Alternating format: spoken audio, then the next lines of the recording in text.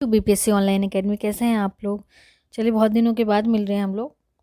मैं आशा करती हूँ कि आप लोगों ने इतने दिनों में अपना इस वक्त को नहीं ज़ाया किया होगा और जितने भी हमारी प्लेलिस्ट में वीडियोस थी उन सबको आपने रिवीजन किया होगा। तो चलिए आगे का हम लोग सेशन शुरू करते हैं जो कि हिस्ट्री का होगा। लास्ट हमने हिस्ट्री में किया था ईस्ट इंडिया कंपनी और बंगाल के नवाब। ठीक है, अब आगे हम करेंगे पंजाब और मैसूर के बारे में। ठीक है, कुछ वॉर आते हैं इसमें और कुछ संधियाँ आती हैं जो इम्पोर्टेंट हैं, तो उनको देखेंगे और समय में जो जो चीज़ें हुई थी उनमें एक बार नज़र डालेंगे। चलिए शुरू करते हैं हम लोग। पहली स्लाइड में लिखा हुआ है सिख साम्राज्य का संस्थापक किसे माना जाता है। तो किन्हें माना जाता है? महाराजा रंजीत सिंह जी को माना जाता है। ठीक है, 1799 ये ईयर भी ध्यान रखेंगे। और महाराजा रंजीत सिंह किस मिसल से संबंधित थे? एक इम्पॉर्टेंट क्वेश्चन हो जाता है। मिसल उस समय क्या ना कुछ मिसल्स चलती थी। ठीक है, तो उस जैसे ट्राइब मान लीजिए या कुछ होता है ना अलग अलग टाइप्स के, तो वो थे मिसल, इसका मतलब होता है। बस आप लोग को मिसल ध्यान रखना है। तो कौन सा मिसल था? सुकर चकिया मिसल। ठीक है, सुकर चकिया मसल है, बस इतना ध्यान में रखना है। चलिए आगे देखते हैं हम लोग। महाराजा रंजीत सिंह के राज्य की राजधानी कहाँ स्थित थी? लाहौर में। ठीक है, कहाँ पे थी? लाहौर में थी। आगे देखेंगे महाराजा रंजीत सिंह ने सुप्रसिद्ध कोहिनूर हीरा किससे प्राप्त किया था? शाहपुरा से किया था, सॉरी शाहसुजा से किया था। ठीक है, टाइपिंग मिस्टेक है, शाहसुजा।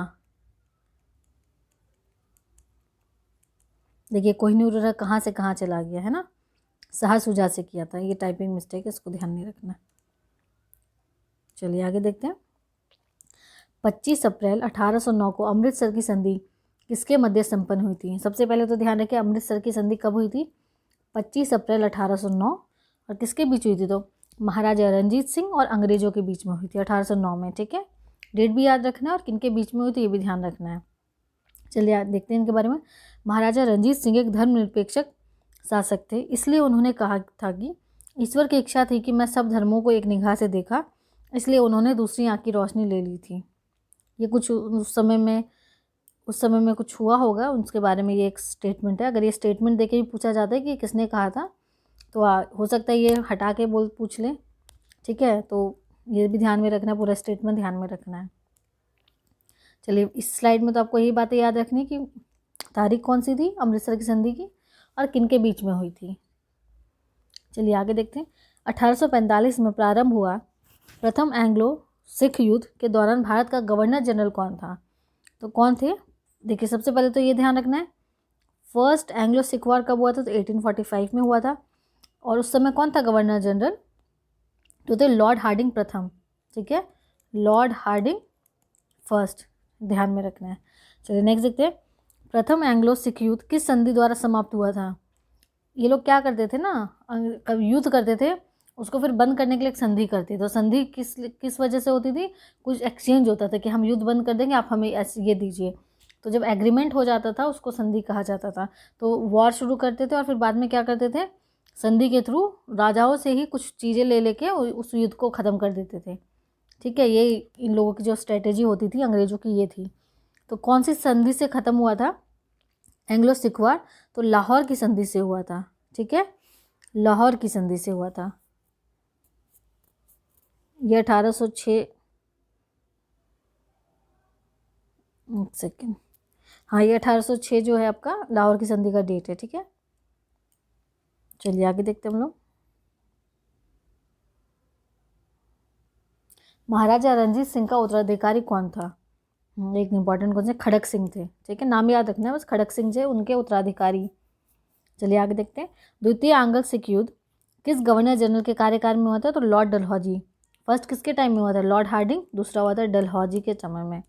ठीक है, ऐसे आप एक टेबल बना लेंगे, आगे आगे स्लाइड में आपको टेबल मिल जाएगी, उसको ध्यान में रख लीजिएगा। पहला हुआ था हार्डिंग के समय में, दूसरा हुआ था डलहौजी के समय में। चलिए सिख साम्राज्य का अंतिम शासक कौन था? तो दिलीप सिंह थे। सिख साम्राज्य कौन? यही रंजीत सिंह जी वाला। ठीक है, वर्ष 1839 में हुए ब्रिटिश साम्राज्य में सिख साम्राज्य के विलय के दौरान भारत का गवर्नर जनरल कौन था? मतलब जब ब्रिटिश साम्राज्य में सिख साम्राज्य को मिला लिया गया तब कौन थे? तब डलहौजी ही थे। ठीक है, डलहौजी के समय में हुआ था। स्वतंत्र राज्य के रूप में मैसूर की स्थापना किसके द्वारा की गई थी? स्वतंत्र राज्य ध्यान में रखना है, मैसूर कौन थे? हैदर अली। हैदर अली कौन थे? टीपू सुल्तान के फादर थे।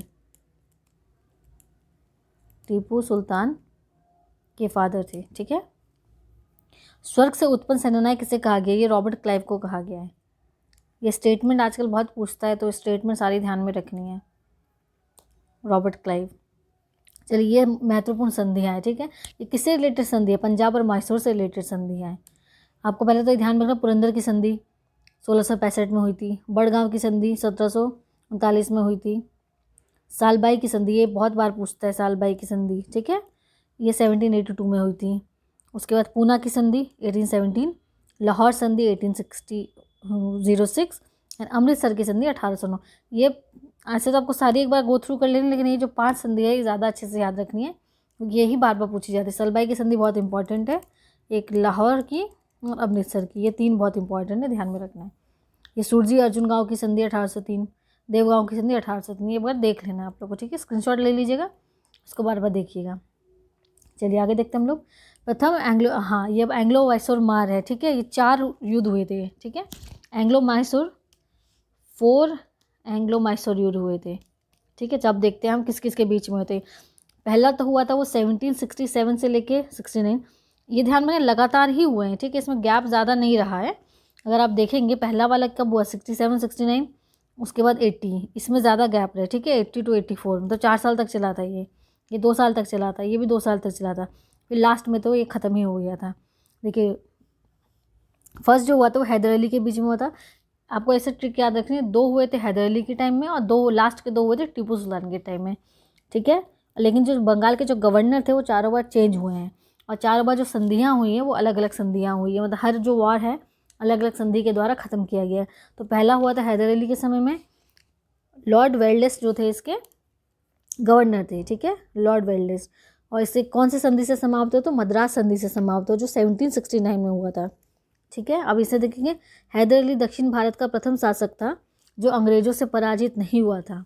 ये किसकी बात हो रही है? साउथ इंडिया के गवर्नर की बात हो रही है, जो कि अंग्रेजों से पराजित नहीं हुआ था, ठीक है। दूसरा हुआ था 80 और 84 में, यानी कि लगभग 10-12 साल बाद हुआ। 69 में अगर कहीं ख़त्म हो जाता है तो 10 से 12 साल के बाद में दूसरा होता है। इसमें कौन थे? वॉरेन हेस्टिंग थे, ठीक है। एक वॉलेस थे, ये भी डब्लू है, ये भी डब्लू है, वॉरेन हेस्टिंग। ये हुआ था मंगलोर संधि से। पहला हुआ था, एक सेकंड दिख नहीं रहा होगा, पहला हुआ था मैसूर संधि, मद्रास संधि से। दूसरा हुआ मैंगलोर संधि से, ठीक है।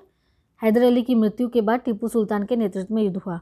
अच्छा, इसी दौरान क्या, अब ये पूछ सकता है कि टीपू हैदर अली की जो मृत्यु हुई वो किस युद्ध के दौरान हुई थी? तो द्वितीय एंग्लो मैसूर युद्ध के दौरान में हैदर अली की मृत्यु हो गई थी।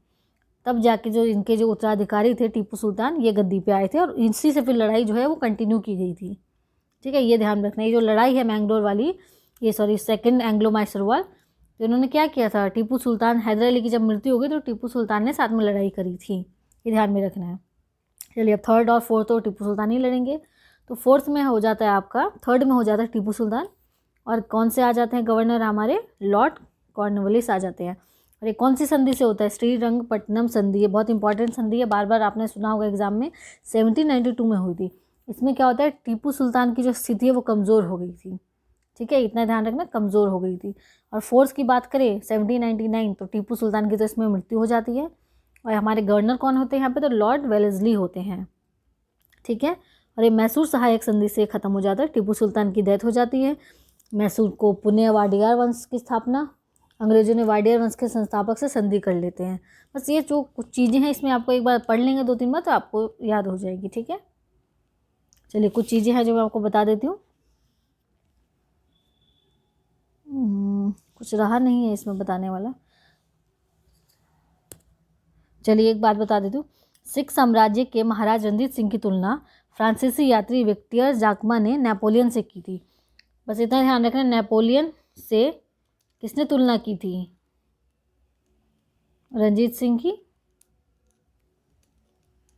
मैं नाम लिख देती हूँ, कौन थे वो यात्री? विक्टर थे, विक्टर जाकमा। कहाँ के यात्री थे ये? तो ये फ्रांस के थे, ठीक है। बस इतना ध्यान रखना है। नेपोलियन से किसने की थी, किसकी तुलना? रणजीत सिंह की थी। विक्टर जाकमा फ्रांस के जो यात्री थे उन्होंने की थी, इतना ध्यान है। बाकी सारी जो भी थी पूरे पेज में वो आपको बता दिया गया है।